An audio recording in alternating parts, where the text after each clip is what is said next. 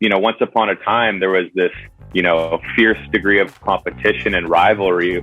But I think that's sort of shifted to healthy competition. And I'm going to butcher the saying here, but is it high seas raises all vessels, or all boats, or something like that? But my point is, reach out to your friends, your family, your network. I'm sure you have a friend. I'm sure you have a relative who started a business, who's faced identical challenges.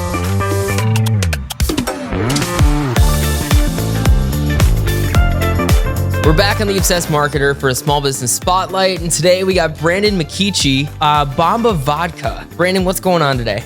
Oh, woke up, got my coffee in hand, and I'm ready to chat with you. Oh, fantastic. Well, I'm glad that you're here. I've heard a lot about your vodka company. You guys are based in Vancouver, Canada. Brandon, you want to just go ahead and explain a little bit about Bamba Vodka? What do you guys do? Yeah, absolutely. So Bamba started, we started conceptualizing in the latter of 2020. We incorporated our business in January 2021, and I think the first bottles would have hit the shelves around March, April later that year. So we're still new, we're still young, and figuring out lots of things. But really, the vision behind what we're doing is to create some best-in-class spirits that showcase the taste and spirit of BC. For myself, I spent lots of time in the restaurant industry. I spent lots of time on both sides of the bar, and it's been amazing to see the direction that the BC craft movement has been going, and it was exciting for us to become a part of that. So we're producing one of BC's highest quality vodkas using all BC grown organic corn. And we're producing it locally here in North Vancouver. Well, let's talk about you too. How did you get started in this? You were working in the restaurant industry, and then what? You just didn't like the taste of other vodkas, or what's going on? Yeah, yes and no. So when I left the industry, one of the things that I kind of noticed was obviously looking at whiskeys, looking at gins, tequilas. There were so many cool products and spirits coming out that really, for me, kind of identified with the sense of place, like where they came from, the ingredients that were being used, the people that were sort of behind the process. And don't get me wrong, there were certainly a handful of vodkas that kind of showcased that as well. But I felt there was a little bit of a gap and a little bit of this outdated perception for vodka, that it had to be sweet, it had to be odorless, it had to be flavorless, and essentially free of all characteristics. I'll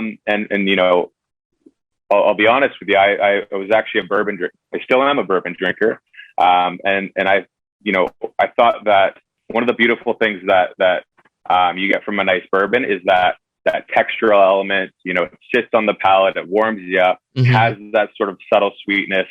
So now you're speaking my language. I'm a bourbon guy too, more than a vodka guy. So I'm like, okay. Yeah. Yeah, that usually brings people together when I say that. I mean, whiskey's a pretty international language, I would say. But so I thought it would be a cool sort of venture to see if we could, make a bit of a collaborative effort and do something with vodka that had a little bit more flavor, had a little bit more texture, and sort of challenge that status quo around what we know as vodka. Got it. Okay, so now that we've kind of made everybody listening think it's 5:00 somewhere, let's talk a little bit about the business part of this. Now, you said that Bamba started in 2020. Now, that's kind of maybe the worst time to start a business, right? With a global pandemic. Talk about that. What was that experience like? Yeah, I mean, yes and no. I think when it comes to starting a business, there's never really a perfect time to start it. Yes, of course, there's a pandemic going on, and in fact, just starting. But for us, it really gave us sort of that initial inclination to be able to pivot, to be able to be, a little bit more malleable with our vision and what we're trying to do. And I'd say the biggest struggles, I'm sure you're kind of feeling this out already, but I like to talk, I like to speak, I like to storytell, and that's very much what our brand is about. And at the beginning of the pandemic, our avenues to do that, to get in, in liquor stores, in restaurants, in markets, events, have a little bit of that more, that face-to-face dynamic. It wasn't as available as we would have hoped. So, yeah, that was certainly a struggle off the get-go. So I'm kind of diverting off here based on, because you say you like to storytell, you like to talk, and that's kind of what your brand and the vodka is kind of based off. Like, so what is that process? What would you give advice to somebody who maybe is trying to craft their story or tell their story about their business? And I'll take this from my own learning. Part of the process when we started Bamba, it was, and I've said this before, there was certainly a ton of planning that went into it. But at the end of the day, there's only so much planning you can do, and nothing's ever going to be perfect. So if you're working towards perfection, you're going to fail and you're going to be disappointed. And, it's going to be this sort of cyclical process. So I would say at some point you need to get started. And what we're doing and what we've kind of learned is that by getting started, really reflecting on, your wins, your losses, making adjustments over the way, there's as much value in that as there is in creating that perfect plan.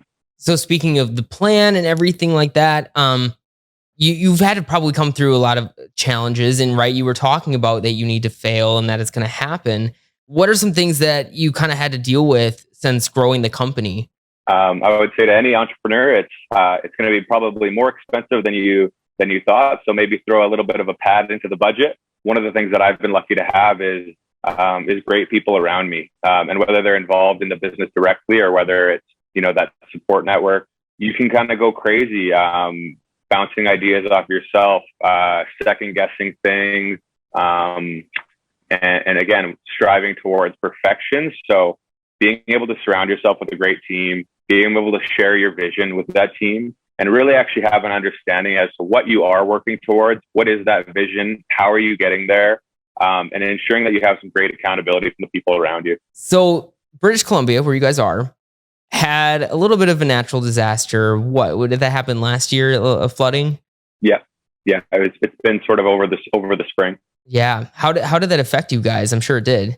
Yeah, I mean it affected us, but there's far more people out there that took a harder hit than we did. And for the crops, certainly in the Fraser Valley, but all across BC, we had a ton of flooding, and that flooding was so bad to the point that we had to close a lot of our major highways out here. And I've spoken to some farmers, I've spoken to some people who have felt this directly, and it's like it's a monumental impact on their livelihood, on their crops, on the things that they rely on to live year after year after year, that they work months and months and months for.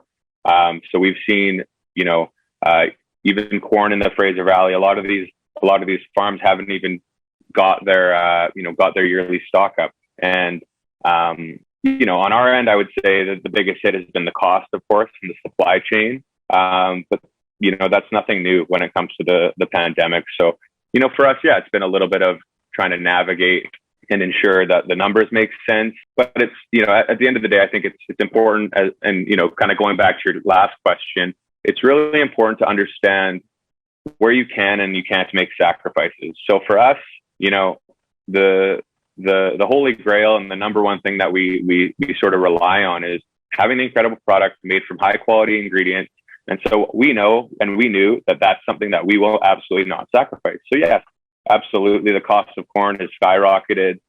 We've taken a little bit of hit there, everything from, bottles to labels, really any input. We've certainly taken a little bit of a hit. But it's been sort of a nice North Star to understand what's important and what's maybe not as important.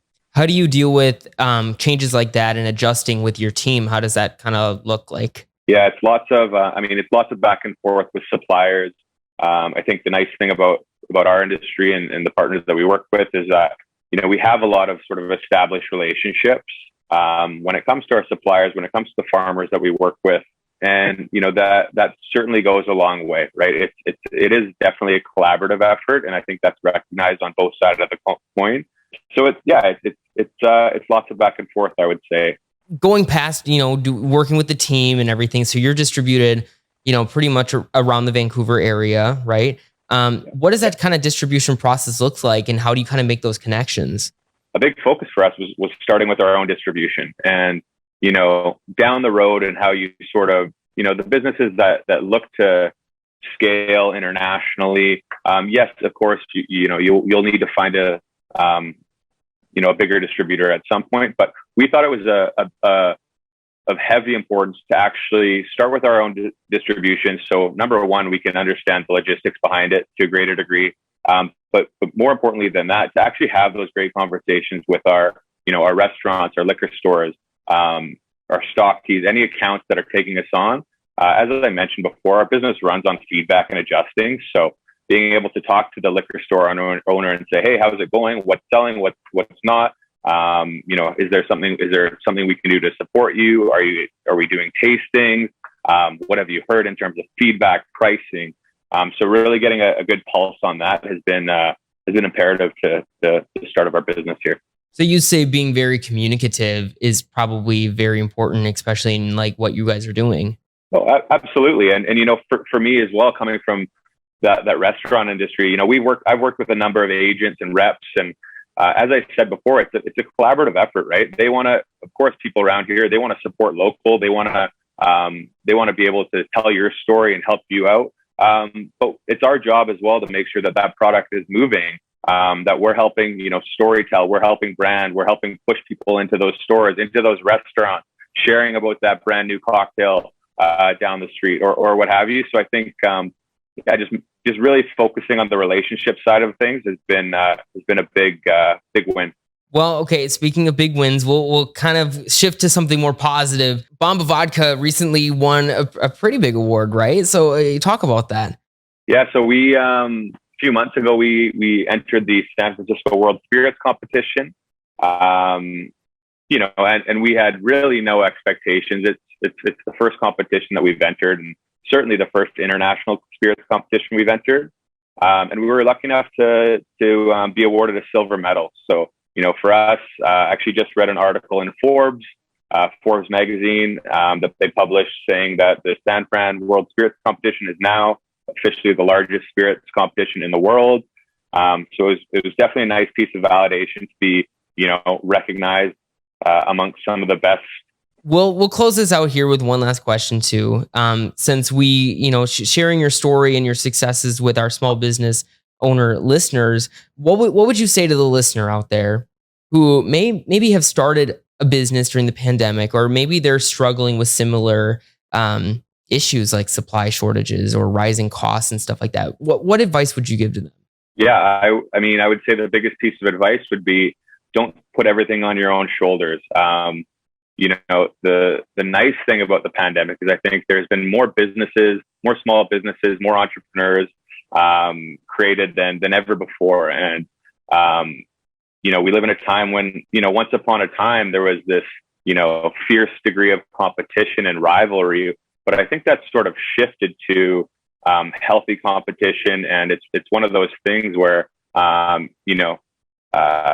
don't know, I'm going to butcher the saying here, but is it high seas raises all vessels, or all boats, or something like that? But my point is, reach out to your friends, your family, your network. I'm sure you have a friend. I'm sure you have a relative who started a business who's faced the identical challenge. So, don't feel like you need to reinvent the wheel and constantly sit there and bang your head.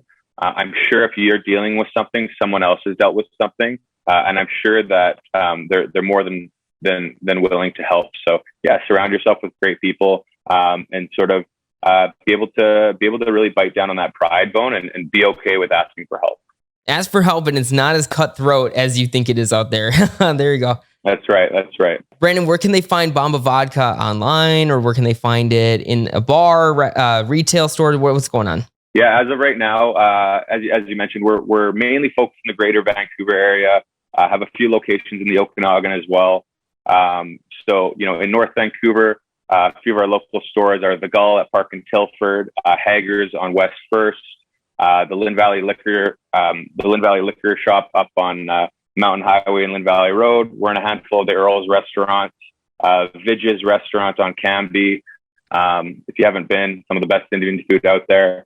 If you have been, you already know that. The Barley Merchant in Langley, Fish Works on Lonsdale. There's a restaurant up the way from here called Chop and Chew. But you know, by the time this podcast airs, I'm sure there's going to be a number of new locations. So check us out on social media at Bamba Vodka.